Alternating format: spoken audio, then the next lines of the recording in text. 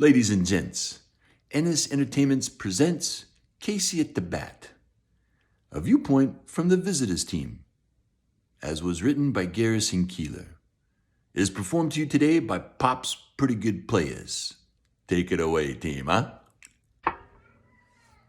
It was looking rather hopeful for our Dustburg team that day.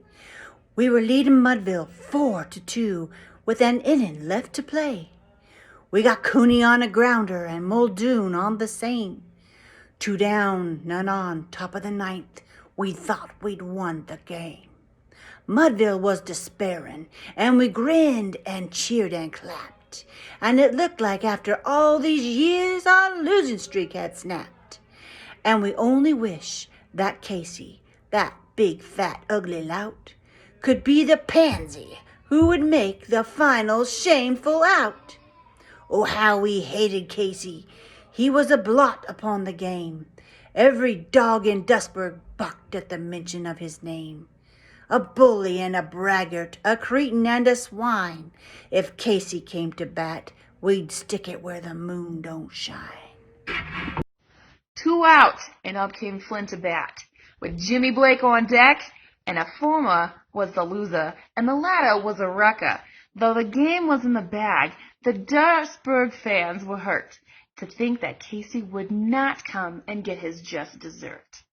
But Flinty got a single, a most unlikely sight, and Blake swung like a lady, but he perked it deep to right.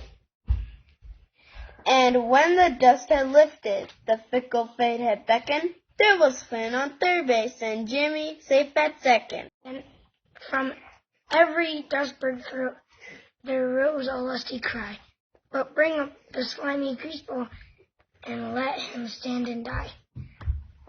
Throw the mighty slider and let him hear the whiz, and let him hit a pop-up like the pansy that he is."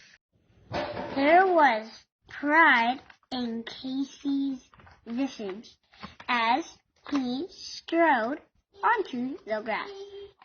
There was scorn in his demeanor as he calmly scratched his chin.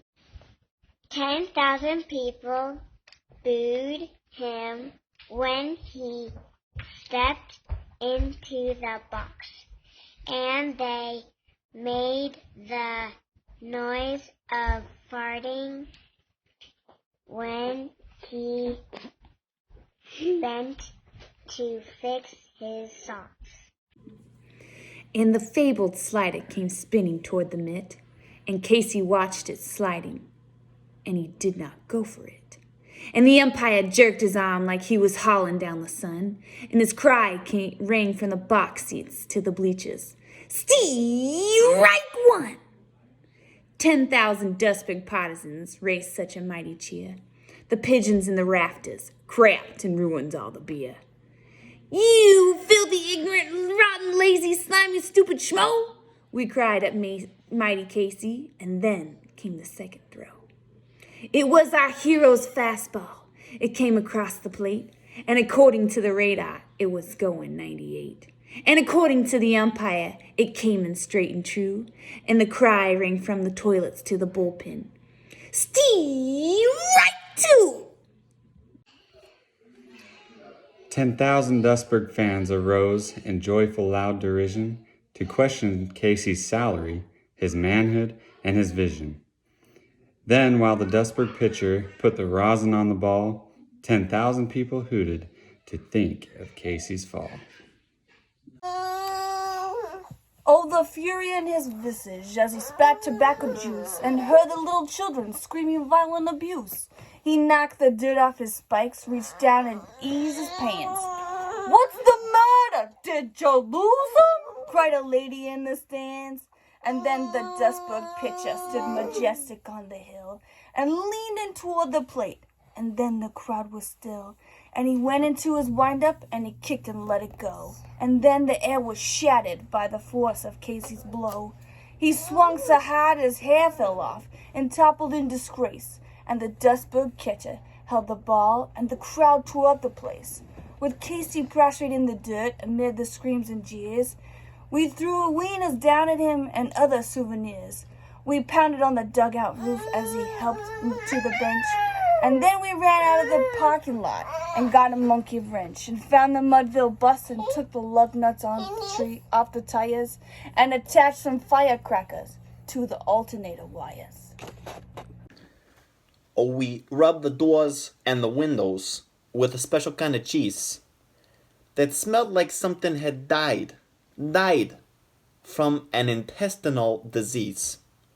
Old Casey took his sweet time, but we were glad to wait, and we showered him with garbage as the team came out the gate.